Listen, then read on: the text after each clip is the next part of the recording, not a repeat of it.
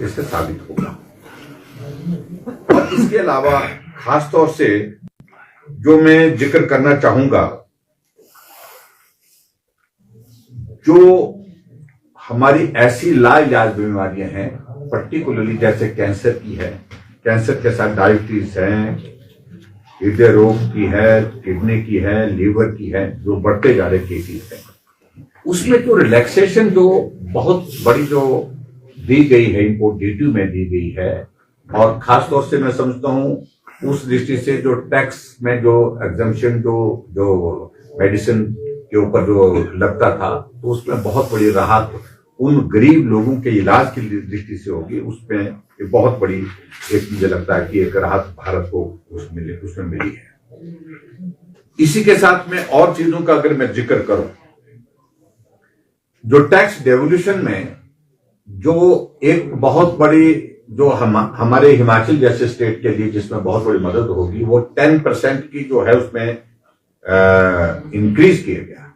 तो टैक्स का शेयर जो है उसमें 10% की इंक्रीज होने की वजह से हिमाचल जैसे स्टेट जो आर्थिक संकट के दौर में से गुजर रहा है, उस स्टेट को जो है बहुत बड़ा उसमें लाभ मिलेगा।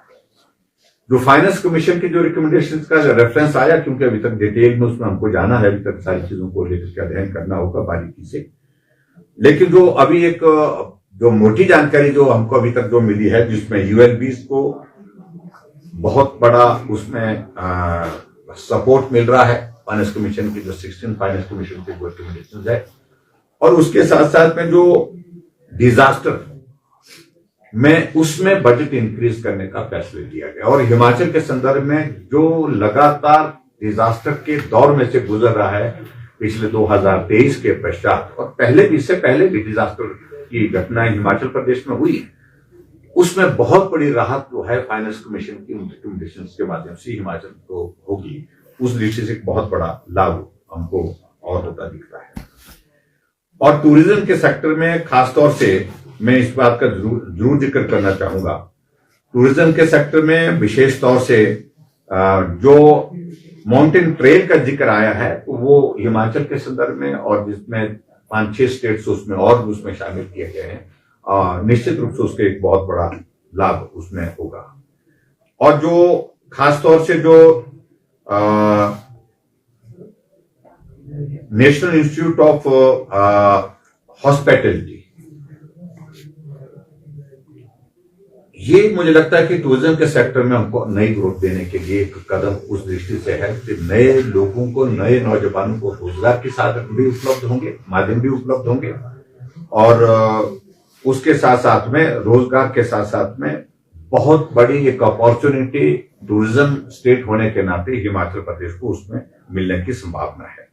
इस सारी चीज के लिए भी मैं प्रधानमंत्री नरेंद्र मोदी जी का बहुत बड़ा आभार व्यक्त करता हूं।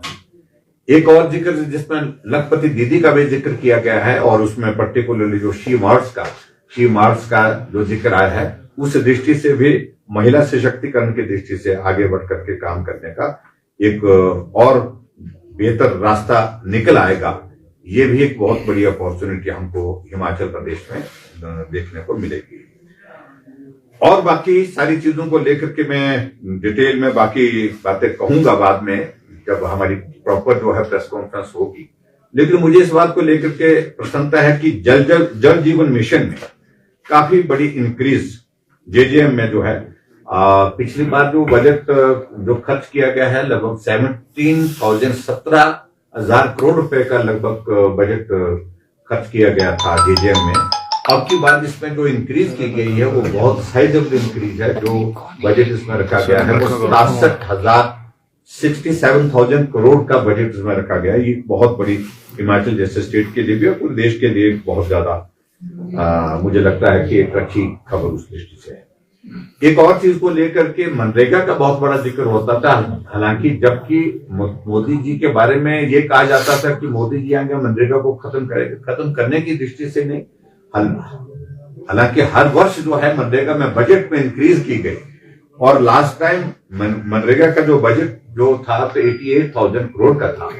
अब की बार नाम बदल करके बीबी जीराम जी इसका स्कीम का नाम रखा गया है, थोड़ा सा परिवर्तन किया है, थोड़ी उसमें और ज्यादा बेहतर चीजें उसको करने की कोशिश की है। और उसमें जो बजट है जिसके बारे में बहुत शोर आजकल डाला जा रहा है कि भाई जो है वो मनरेगा खत्म कर दिया गया, लेकिन बीबी जी राम जी जिस नाम के माध्यम से इसको इस स्कीम को रिप्लेस किया गया है, अमेंडमेंट करके परिवर्तन किया गया है, नाम में परिवर्तन किया, उसमें जो बजट प्रोविजन है पिछली साल की तुलना में और ज्यादा है, 95,692 करोड़ रुपीस, जो एक साइजेबल इंक्रीज है।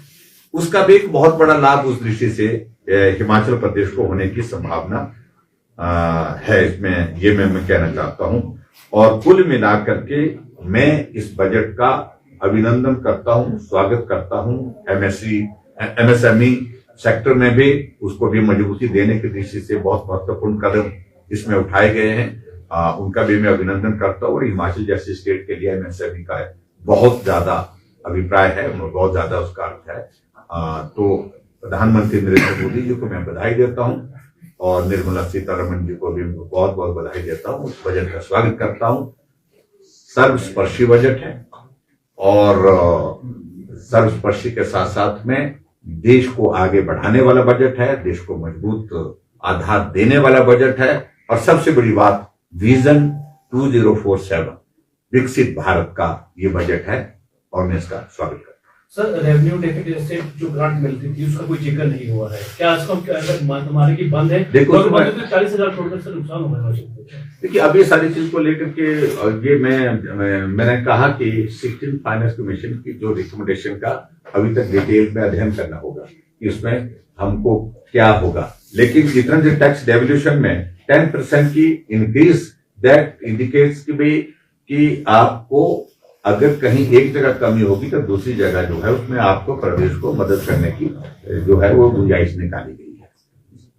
सर, हिमाचल के किसान बागवान लगातार ये जो इम्पोर्ट ड्यूटी है उसको घटाने की बात कर रहे हैं। फ्री कॉरिडोर इस बजट का एक मुख्य आकर्षण जरूर रहा है, लेकिन रेल लाइंस यहाँ पर नहीं होने की वजह से किसानों बागवानों की दिक्कत है, बाजार तक वो अपना माल नहीं पहुंचा सकते।